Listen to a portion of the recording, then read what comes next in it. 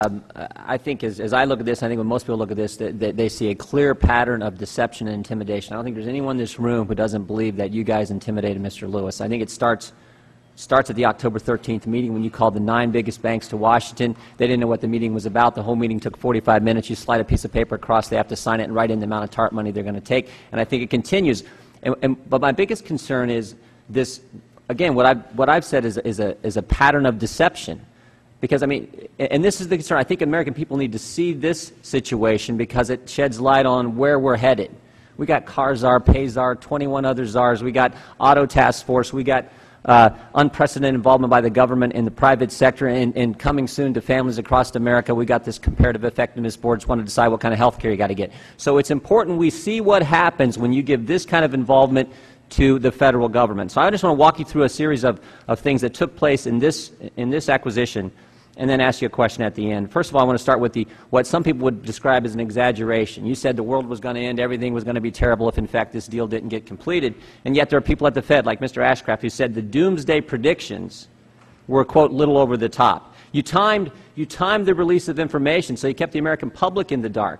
You only gave verbal assurances to Mr. Lewis. You wouldn't put anything in writing. You didn't want that out. You made sure that Ken Lewis's testimony to Attorney General Cuomo, he said, Mr. Paulson said, we don't want a disclosable event. We have the Angulo email which said if Merrill decides to file early, we want to steer Merrill to a later filing date. So you controlled when the American people could get this information, even though you're using $700 billion of their money.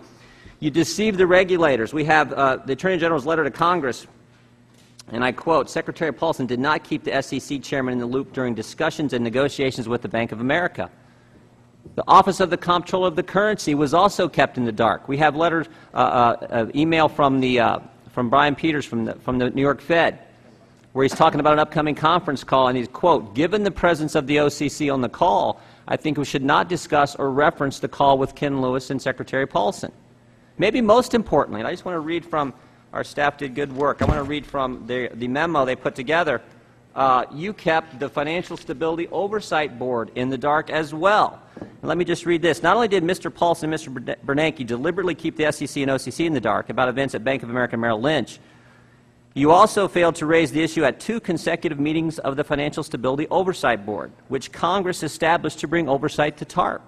According to the minutes of these FSOB meetings, it was not until the January 15th meeting that you and Mr. Bernanke informed the board of the government's plans for additional bailouts of Bank of America in connection with the Merrill Lynch merger. So again, you claim that failing to force the merger would have had catastrophic effect on financial stability, yet it wasn't worth revealing to the Financial Stability Oversight Board. So you got financial instability is going to happen, but you're not going to reveal what's going on to the Financial Stability Oversight Board. And then the last example I would point to is one I started with. Go back to the October 13th meeting. You deceived the banks involved with this. I mean, this is based on Ken Lewis's testimony. I've asked this question, talked about this both with him and with Fed Chairman Bernanke. You called the 9 biggest banks to Washington. They don't know what the meeting's about. The whole meeting takes 45 minutes. They said on one, he described the meeting. They said on one side, you, Mr. Geithner, Mr. Bernanke, Ms. Baer said on the other side, and you basically tell them they're going to take TARP money, like it or not. And so I have one question, and this, I think this is critical. That was on October 13th, that meeting. I want to go back to October 3rd, because that's when this whole thing started. When we started down this bailout road, this bailout fever that's grabbed Washington, it frankly started on October 3rd when the Congress of the United States decided to give you $700 billion of taxpayer money. And the whole premise of that action was that you were going to take that money and you were going to go buy the troubled and toxic assets. You were going to clean things up and things were going to get back on the right track. And yet, to date, the Treasury has not purchased those assets. So I want to know, when did you know that you could not be able to do what you told Congress? I remember sitting in on the conference calls with you and Mr. Bernanke. I remember when you came in front of lawmakers and you talked about, we're going to buy these troubled assets. And yet, actually 10 days later, you had changed direction completely and instead just injected capital into the institution. So, did you deceive Congress before the October 3rd vote, Mr. Paulson? Yeah, let me... and again, pretty clear pattern of what's taking place. Well, unfortunately, I don't think I have time to respond to every question you asked or every statement you made, many of which I disagree with. But let me get to the TARP, because I think that's critical. We went to Congress And when we asked for authority to buy illiquid assets, we also recognized we needed flexibility. And we worked with Congress to make sure that we had the flexibility to deal with whatever we had coming at us. Congress, I believe, knew they were giving us this flexibility, and thank goodness they did give us that flexibility. Now, what happened in the last few days before we got the TARP legislation, which passed on October 3rd, and in the week after we got the TARP legislation, the markets continued to freeze up. We had a whole series of bank failures overseas.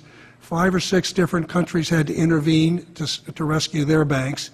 Market participants were clamoring for us to do something quickly. We needed to do something quickly.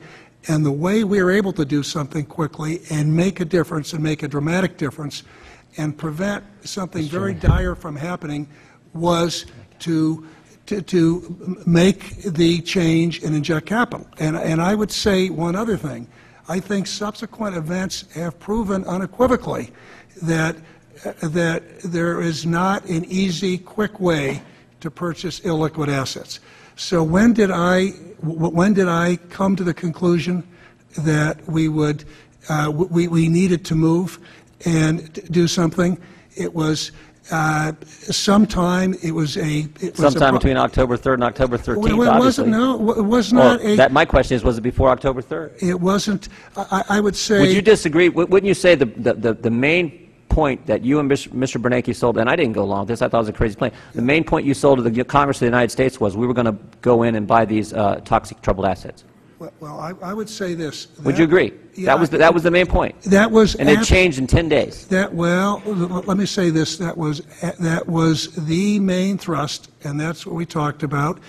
But we, from the beginning, wanted flexibility.